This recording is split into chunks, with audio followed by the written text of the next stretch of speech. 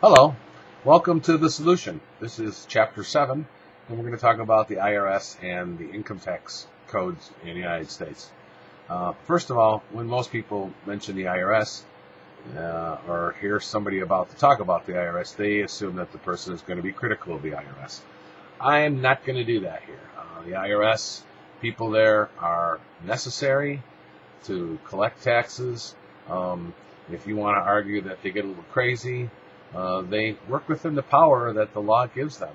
And our tax code right now is 65,000 pages long. If you see that stack behind me, that's 1,500 pages. Okay, stack that, more than 40 of those stacks. All right, more than 40 of those stacks will give you an idea of how many pages our tax code is, and it's full of loopholes that most of us don't benefit from.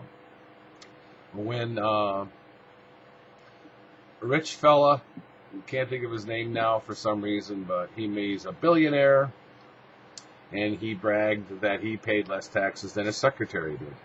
Now, doesn't that tell you something, like something's wrong? And it's that 65,000 pages of tax code.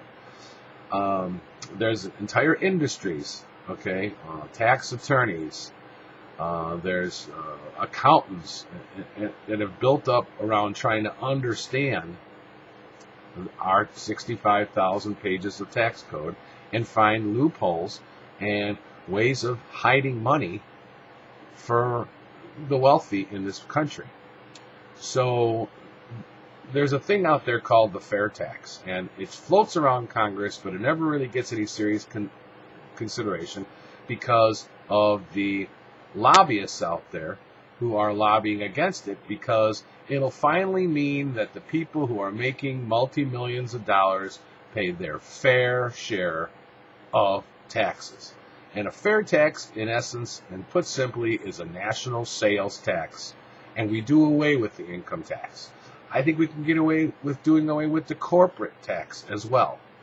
Because when you have, say, a 20% national sales tax, what happens is that the people who are making good money and are spending it are paying more taxes.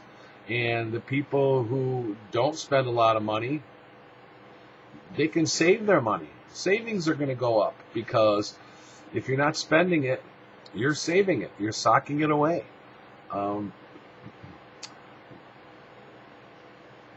It's gotten to the point now where if you combine all the programs that I've talked about even already, about changing the way we budget, about smaller government and wasteful government, and you want to talk about the immigrants that are going to cost us less money when they're gone, and then you institute this fair tax where people who have never paid taxes and avoided taxes because they're doing something illegal or just they refuse to pay, and they're going to pay their fair share now because they're consumers. We're all consumers. I think that's the answer. As a matter of fact, I'm sure it's the answer. All right. It brings everything to where our tax code is a couple of pages. I mean, how could it be more than that? All right. I'm sure the lawyers will make it more complicated, but even if we had just 1,500 pages of tax code, you and I can understand it. You and I could probably, go through it and read it. Most accountants will know everything that's in there. When you get rid of the IRS, I understand that these people aren't going to have jobs, all right? But with my immigration plan, people are going to have to be in government trying to enforce the new immigration laws. People are going to have to track down immigrants that are in the country illegally. They're going to have to manage assets that are seized. So a shift in employment within the government is probably more likely than mass firings. But the fact of the matter is that when you shrink the size of government, it means jobs as well. And there's no solution that I can think of that isn't going to be painful to somebody somewhere. And it's not my wish to harm anybody, but right now everybody's being harmed except the people who are insulated from the problems because they have more money than they're ever going to need, or enough money to buffer them from the problem and the problems that we're having. Before 1913, we didn't have an income tax. We had excise tax, sales tax.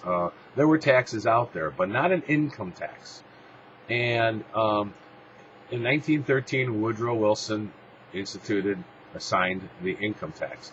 And it's not a coincidence that that's when the Federal Reserve was formed. See, the Federal Reserve lends money to the government so it can function. And the loans are backed by the income tax. It's a security deposit, if you will, on loans that the government takes out. The trouble is that our national debt is based a lot on interest. 20%, I don't even know what the amount is. I heard a long time ago it was 20%. Maybe it's changed. Maybe it's 20% of our debt is interest. That may be it. But the fact of the matter is that we could be spending money a lot more wisely without that debt. Thank you for your time. I wanted you to know that I write about a lot of this stuff in my book, Under New Management, which is an ebook on Amazon.com. And I like to think that it's interesting reading. It's not something really all that complicated. And I don't jump on my soapbox too much about most things, but I have about 25 to 30 chapters in there that each chapter talks about a problem and how it gets solved. My next session is going to be on our foreign policy. So please enjoy, and in the meantime, be safe.